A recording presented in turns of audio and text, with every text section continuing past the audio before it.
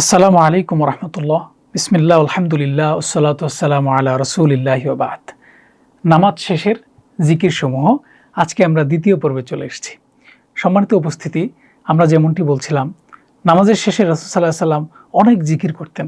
সেই জিকিরগুলো অনেক বেশি তাৎপর্যপূর্ণ, অনেক বেশি ফজিলতময়।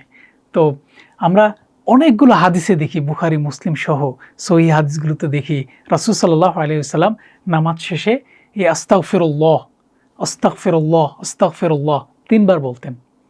তাহলে আমরা দুইটা জিনিস, একটা হচ্ছে রাসূল সাল্লাল্লাহু আলাইহি ওয়াসাল্লাম আস্তাগফিরুল্লাহ বলতেন, দ্বিতীয় হচ্ছে ৩ বার বলতেন। তো এই দুইটা জিনিস মাথায় রাখতে হবে। তারপর আমরা দেখি যে এটার উচ্চারণটা এবং অর্থটা আসলে কি।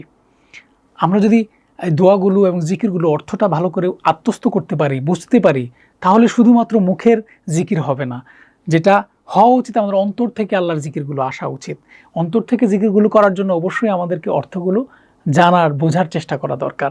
তো দেখি এটা উচ্চারণ এবং অর্থগুলো কি। আমরা আস্তাগফিরুল্লাহ বলবো, আস্তাগফিরুল্লাহ। এই যে এখানে পেশ আছে, এখানে দেখেন আল্লাহ শব্দ আছে। তো আমরা স্বাভাবিকভাবেই অনেকে আমরা উচ্চারণ করি আস্তাগফিরুল্লাহ আস্তাগফিরুল্লাহ, আস্তাগফিরুল্লাহ না, ঠিক আছে?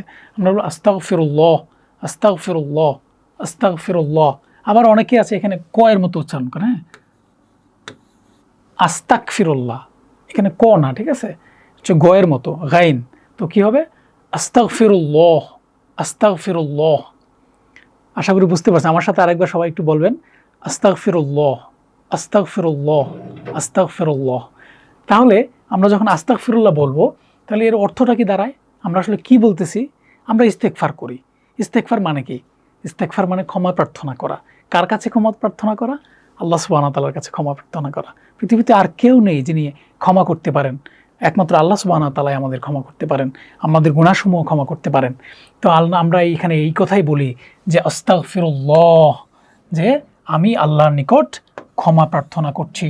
আস্তাগফিরুল্লাহ, আমি আল্লাহর নিকট ক্ষমা প্রার্থনা করছি।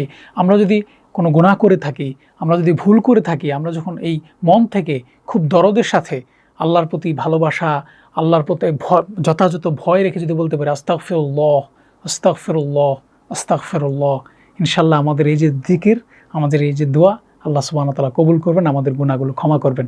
তাই আমাদের উচিত সুন্দর করে, শুদ্ধ উচ্চারণে, ধীরস্থিরভাবে, তাড়াহুড়া না করে আল্লাহর এই জিকিরগুলো করা। রাসূল সাল্লাল্লাহু আলাইহি ওয়াসাল্লামের সুন্নাহ থেকে যেটা আমরা শিখেছি, রাসূল সাল্লাল্লাহু আলাইহি ওয়াসাল্লাম নামাজের পরে এই জিকিরটা করতেন। সুতরাং আমরা আবারও দেখব আস্তাগফিরুল্লাহ ৩ বার বলার চেষ্টা করব, এবং পরবর্তী ভিডিওতে আমরা আরও যে জিকিরগুলো আছে সেগুলো নিয়ে আলোচনা করব। সে পর্যন্ত ভালো থাকুন। আসসালামু আলাইকুম ওয়া রাহমাতুল্লাহ।